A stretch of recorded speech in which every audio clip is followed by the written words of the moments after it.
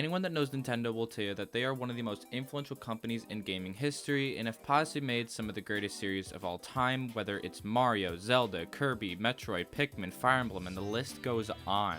I've been a Nintendo fan for a long time, over a decade now, and seeing the games they've created are spectacular. But I'm not here to suck on Nintendo schlong. See, Nintendo has a habit of spitting in the face of their fans and treating them like shit under their boot, and it disgusts me. And so today, I feel like doing some ranting, picking some low-hanging fruit, and talking about a ton of shitty things they've done, with the first one being taking down fan games, mods, etc. In my Calamity review, I mentioned how much I love mod/fan games. The thought of someone taking an already existing idea and modifying it to make the game easier, harder, or just straight up more fun is great, and I encourage anyone that has an idea to mod a game to do it. But Nintendo doesn't think so because of how many fan games and mods they've taken down. Hell, 2 years ago they took down 379 fan games just to prove how anti-fan game they really are. What frustrates me the most is I normally hear the argument from Lil Timmy here saying that it's in their right, and yeah, Lil Timmy here is right. He knows how basic copyright works.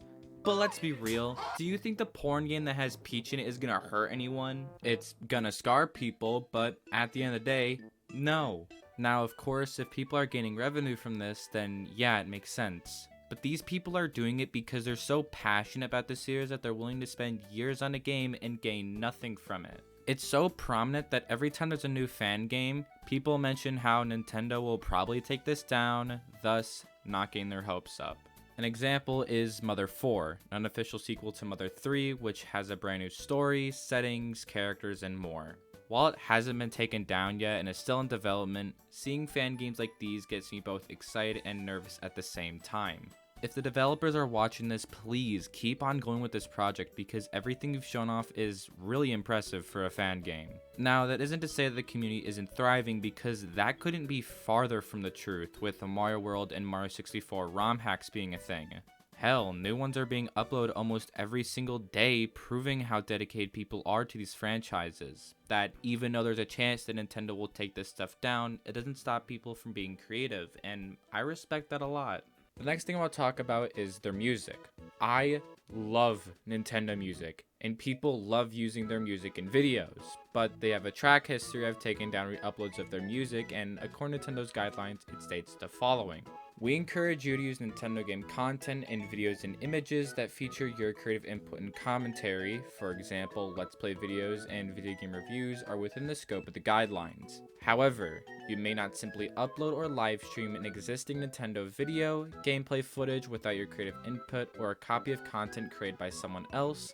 For example, mere copies of Nintendo's promotional trailers, tournaments, music soundtracks, gameplay sequences, and art collections are outside the scope of the guidelines. And so, yes, they can do that because it states in their TOS that it's not cool of them to do that. But if I want to listen to In the Final, I'm not going to boot up my copy of Bowser's Inside Story and get to the boss fight just to listen to a song. Or another example, boot up Smash Ultimate and go to the music section and listen there. Me and other people are willing to respect these guidelines, but you have to give us a more convenient way of listening to your music, like uploading them to YouTube and Spotify. And no, the guy who uploaded the Mario 64 OST to Spotify isn't Nintendo. This is some other third party. Moving on, I want to talk about something that happened pretty recently with a YouTuber by the name of Point Crow gaining 2 strikes as well as getting a bunch of videos blocked by Nintendo because he showed off both modded and normal Breath of the Wild footage. Remember that quote I showed off earlier talking about how Let's Plays and reviews were cool to Nintendo's eyes? Well, it seems like they can't even follow their own guidelines, which makes this situation confusing as well as the last one. If you don't know how a strike works on YouTube, it's a system that when you break the guidelines or terms of service, you gain a strike. Get 3 strikes and your channel is permanently deleted. So Nintendo almost killed this guy's channel, which is his livelihood, for doing what he was told. He made a video talking about it, as well as making a tweet, as well as emailing Nintendo themselves to see why they did this, and from what I looked into, he has been able to appeal the claims for the videos that were blocked, even though he still won't make money off the videos themselves. And the worst part is that he isn't the only one that got this treatment. Another channel by the name of Croton got 10 videos as well as 2 live streams taken down by Nintendo. I can't help but feel terrible for these people as well as any other Nintendo-centric YouTuber because now they have a chance to get their shit kicked in for doing what they were told.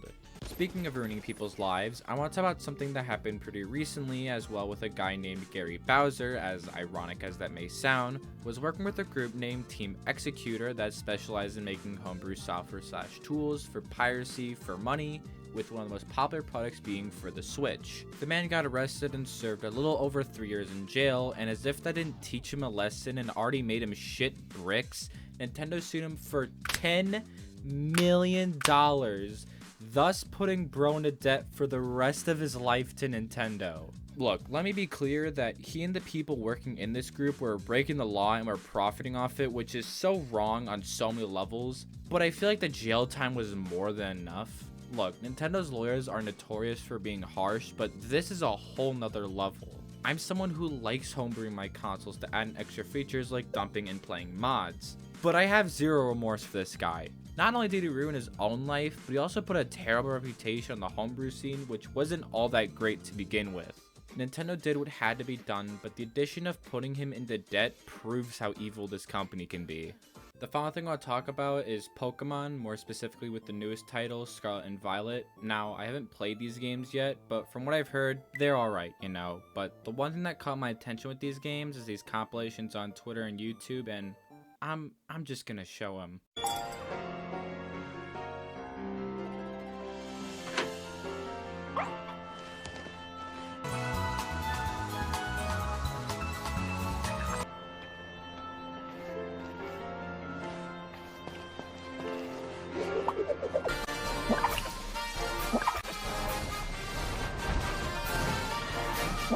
Yeah, you're on the right track for starting a riot. Seriously, when I saw this for the first time, I was genuinely speechless. I don't even know what to say. This just screams rushed all over.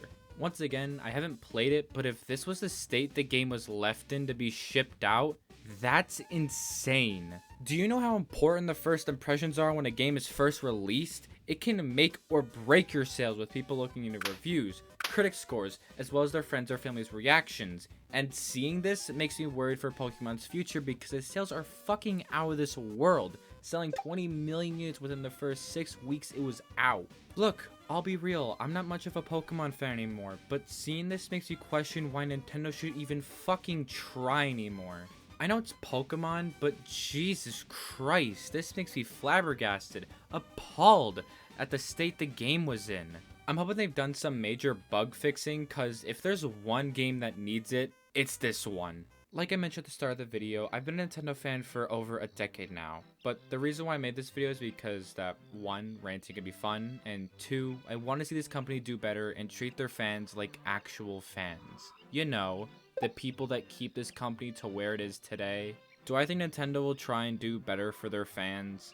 Fuck no, me and many other people are gonna keep buying and playing these games probably until the day we die, no matter how terrible Nintendo treats us. Look man, I just like to see the funny Italian man jump and step on walking turds, alright? Or even the pink puffball before his enemies and drain the life force out of them.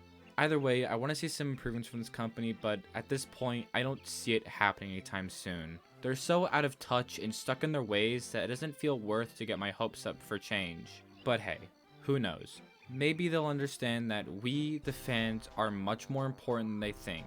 Now, if you'll excuse me, I'm gonna go play Super Mario RPG, a real man's game. On to the end card. Yo, how you guys been? I've been doing really well actually. I've been pretty busy with building a brand new computer, which if you're curious, the specs are on screen now. I've been doing a lot more traveling, which while tiring has been pretty fun. And a whole lot more shit I can't get into, which is why this video took me forever to make, which I do apologize, but you know how it is. I gotta spend time with my family, even though staying inside my den sounds appealing as all hell. If you want to see more content similar to this, then there's a playlist on screen of other videos similar to this one. Alright, that's all to say. Thanks for watching and have a good day.